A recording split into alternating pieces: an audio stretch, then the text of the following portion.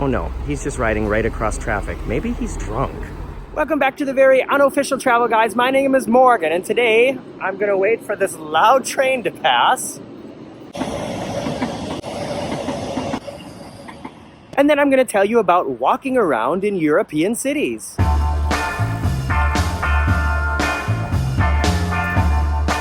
I am here in my beautiful hometown of Hamburg, Germany. That bridge behind me is actually the Kennedy Bridge, right in the middle of the city. It was dedicated to JFK. If you want to know more about that, Google it, I guess. That back there is the Außenalster, the outside lake in the middle of the city. And back this way, on the other side of this bridge, is the inside of the city. And I wonder if you can see the fountain in there. Yeah, there's a big fountain right in the middle of that inside part of the lake. But fountains and bridges are not the subject of this video. I wanted to tell you about some important things you need to know when you're walking around in European cities. And these are definitely true for any city in Germany, and I want to say just about any city in Europe. And these two important things to know are where are bicycle paths and where are walking paths, and when you should cross the street at streetlights. When I first started traveling internationally, one of the things I was always really worried about is like obviously standing out as a tourist.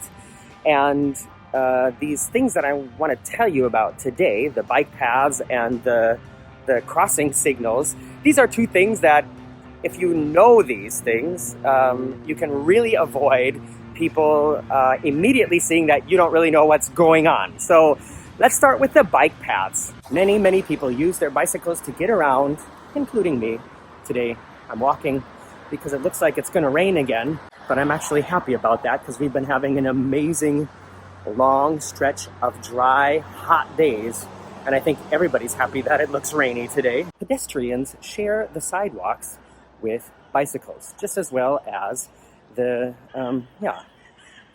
automobile drivers do that as well.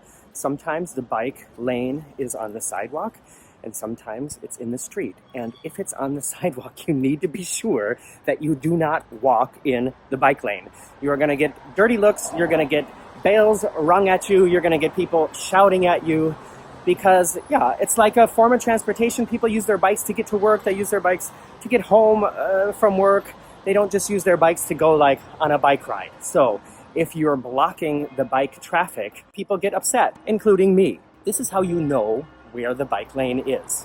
Do you see how this part of the sidewalk is wider and one color, and that part is skinnier and a different color? That's because this is the bike lane.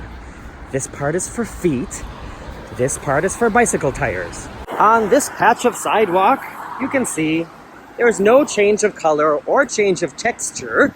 That means there's no bicycle lane on this sidewalk. And in fact, you can see it's marked here in the street.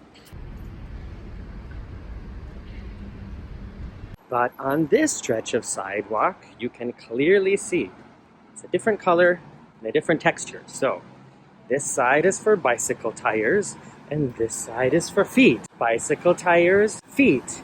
Bicycle tires, feet. These people are walking in the bicycle lane. Don't be like these people. So you're about to see an example of somebody doing it wrong. See this guy? There is no bicycle path on the sidewalk here, and he's, riding right down the sidewalk, and that's actually wrong as well. He should be in the street. Oh, it oh yeah, now he got it. Oh no, he's just riding right across traffic. Maybe he's drunk. If you would like to be a bicycle, oh look, I'm even standing in the bicycle path right now as I'm trying to record this. What I wanted to say is, if you want to be one of these people riding your bike on the bike paths, most cities also offer city bikes like this. In Hamburg, they're called the Stadtrad. And some cities, they're just called city bikes.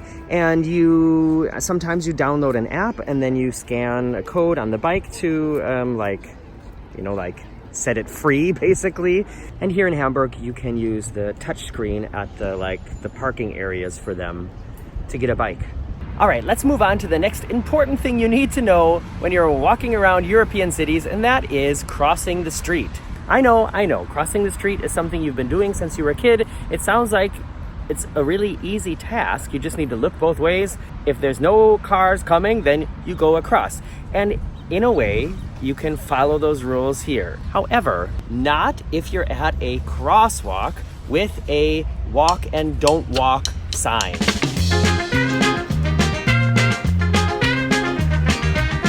If you want to get dirty looks, especially by slightly older people, then I challenge you to cross at a crosswalk when the light is red. People just don't do that here. Even if there's no cars coming for 100 miles in this direction and no cars coming for 100 miles in that direction, if the do not walk sign is on, don't walk. Or you're gonna get some dirty looks, especially if there's little kids also waiting to walk. And you know, where I grew up in Minnesota, we had, walk and don't walk signs, but if there were no cars coming, then you just go. And I think most of you know I also lived in New York City for a while, and I mean, you just walk at any time, anywhere there, and just kind of hope you don't get run over. It's like playing Frogger with your life.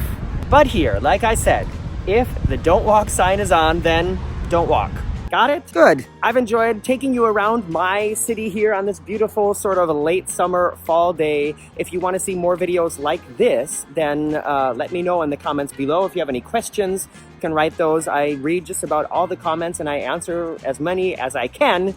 You can follow me on Facebook, Instagram, and Twitter. And if you want to get a little bit more, then go to patreon.com/veryunofficial, like all these people over here. Bis bald, auf Wiedersehen.